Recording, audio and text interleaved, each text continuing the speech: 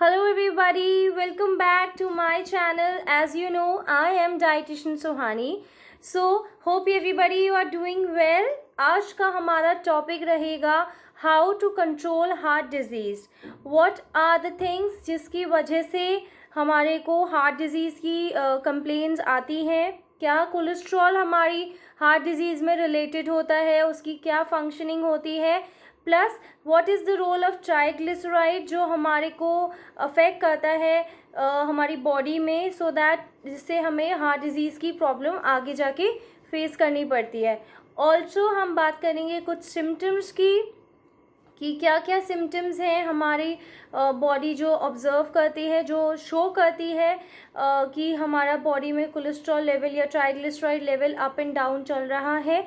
Definitely I will be telling you about the diet कि आपको क्या डाइट लेना चाहिए if you see the circumstances और यू सी सच सिचुएशंस. तो वो and plus I will be giving you a cardiac diet chart जिसे आप फ्रीली फॉलो कर सकते हैं.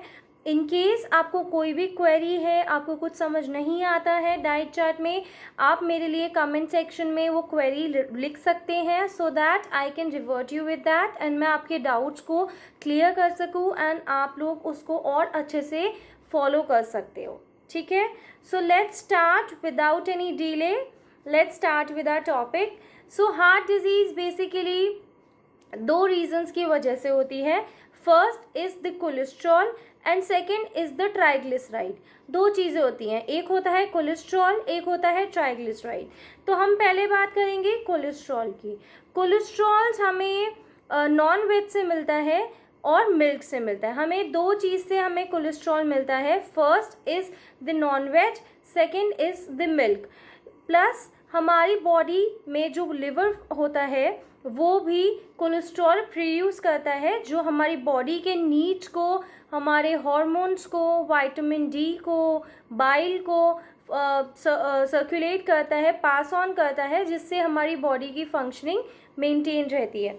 सो बेसिकली कोलेस्ट्रॉल तीन तरीके का हो गया. एक जो लिवर से बनता है, सेकेंड जो हमें नॉन वेज से मिलता है, थर्ड जो हमें मिल्क से मिलता है.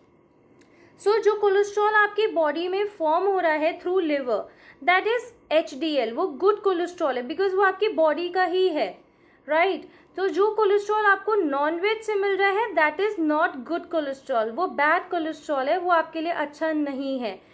प्लस जो आपको मिल्क से मिल रहा है, मिल्क में कोलेस्ट्रॉल नहीं होता है, उसकी क्रीम में कोलेस्ट्रॉल होता है, उसकी मलाई में कोलेस्ट्रॉल होता है.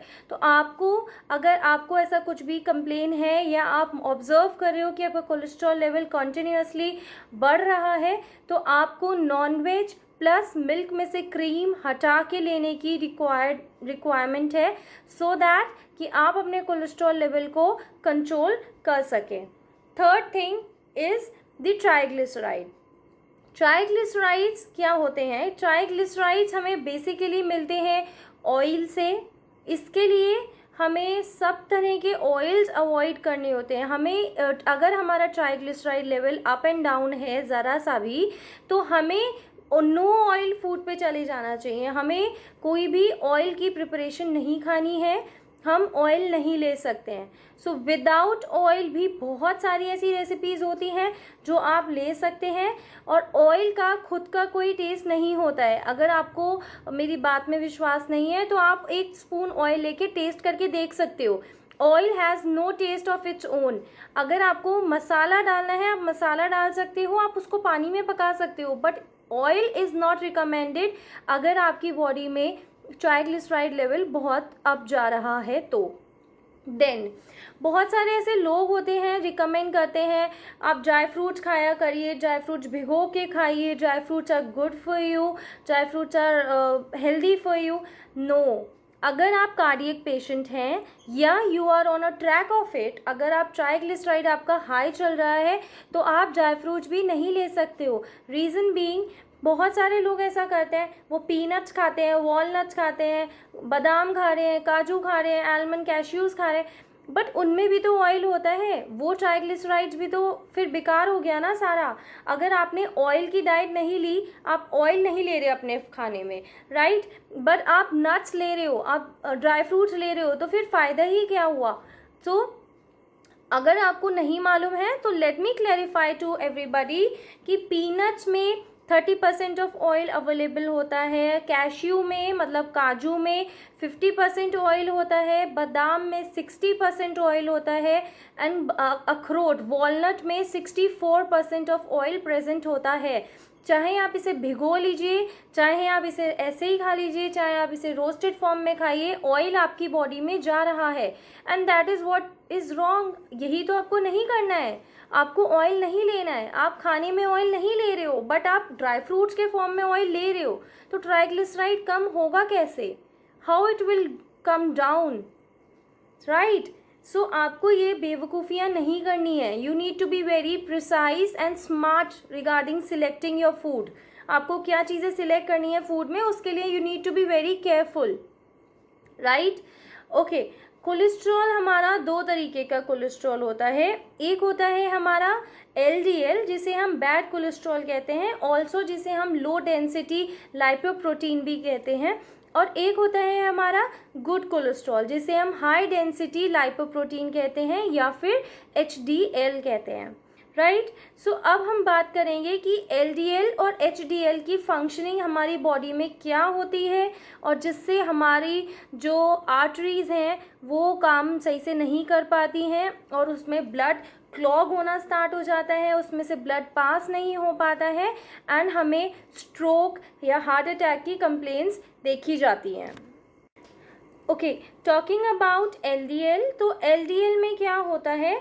LDL जो है वो ट्रैवल करता है हमारे ब्लड से वो डिलीवर करता है सारे सेल्स में कोलेस्ट्रॉल को, जो भी वो नीडेड होता है जिससे हमारी बॉडी के फंक्शनिंग प्रॉपर होती है।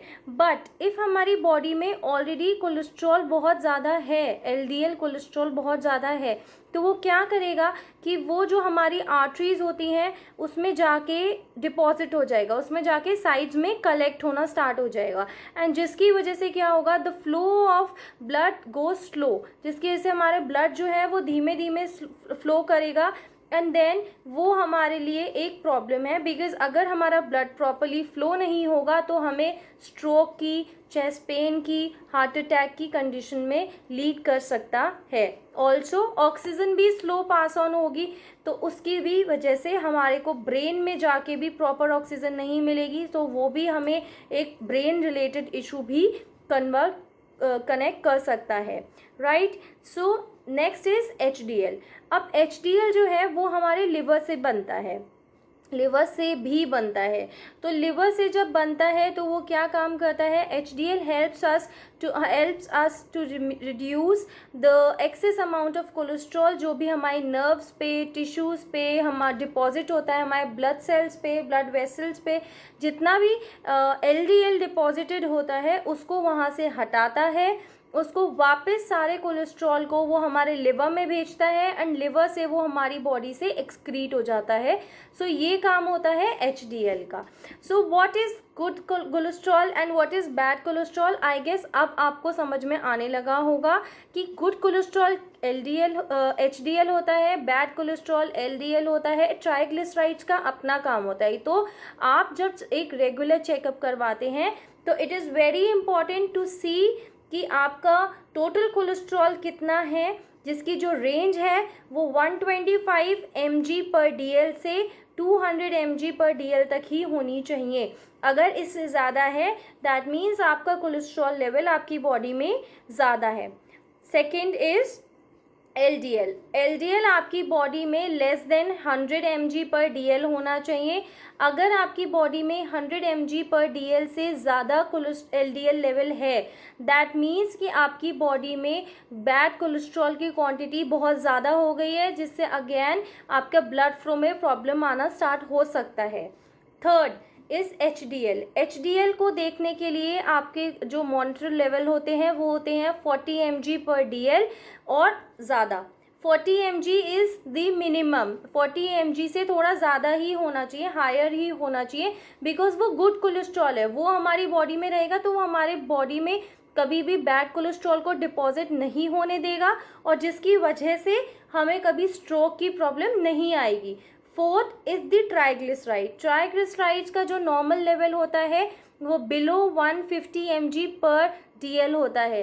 सो 150 mg DL भी हम बॉर्डर लाइन पे कंसिडर करते हैं। तो अगर किसी का भी 150 mg पर DL बॉडी ट्राइग्लिसराइड है तो please stop eating oil, stop taking oils. आपको नो ऑयल फूड पे जाना चाहिए to reduce your triglyceride. Also अगर आपको लगता है कि उस चीज़ से वो मेडिसिन से उस चीज़ से वो कंट्रोल नहीं हो रहा है, no only diet is not implementing हमारे ट्राइग्लिसराइड्स पे, देन आपको मेडिसिन के लिए डेफिनेटली स्विच करना चाहिए। Now what are the symptoms जो देखे जाते हैं?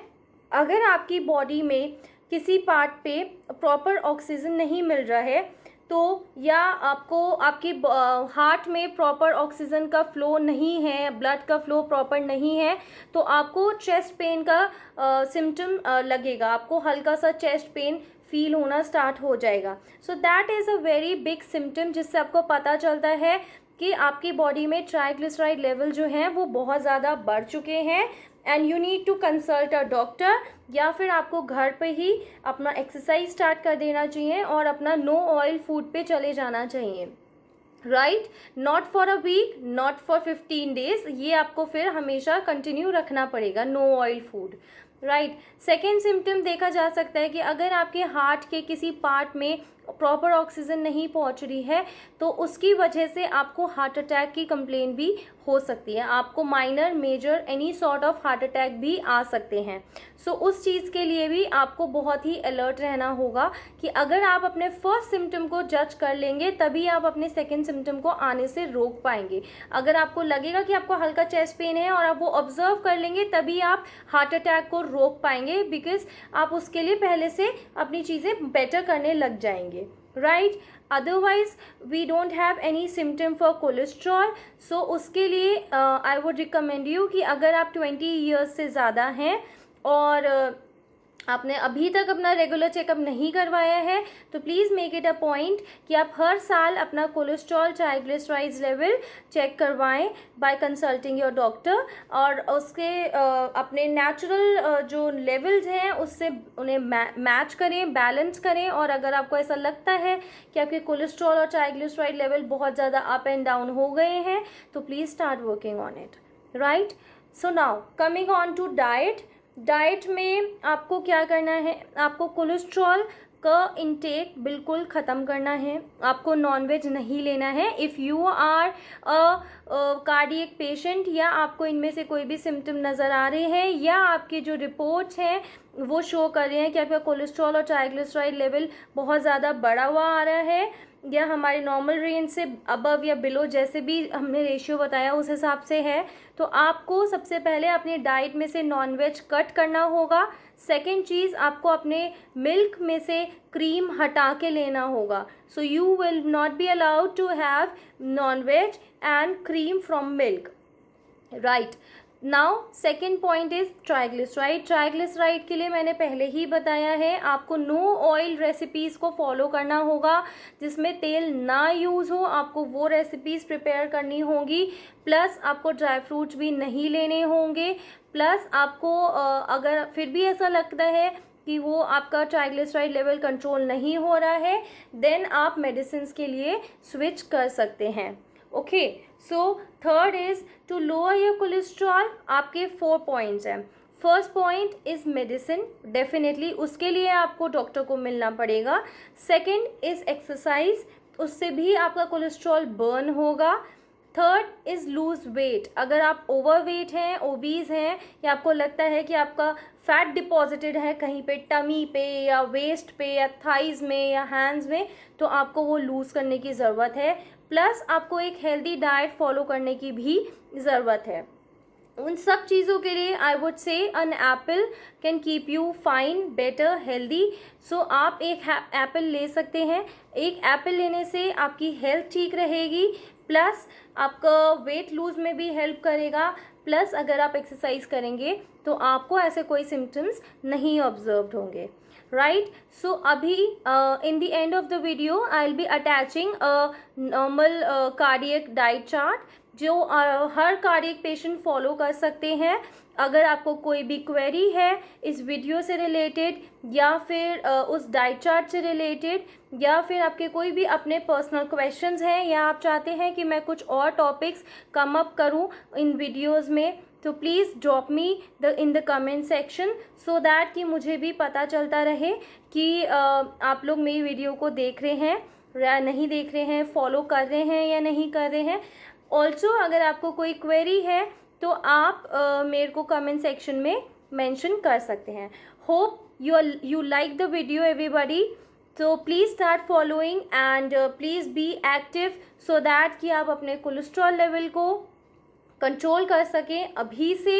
the younger you will control it, the later you will be happier, right? So thank you everyone, thank you for watching, and if you like the video please press the like button, and if you are new to my channel please subscribe, and for further details, further notifications, please press the bell icon, and I'll be eagerly waiting for your comments everyone. So please do drop a comment in the comment section, and we'll see you in the next video. Bye bye, take care everybody.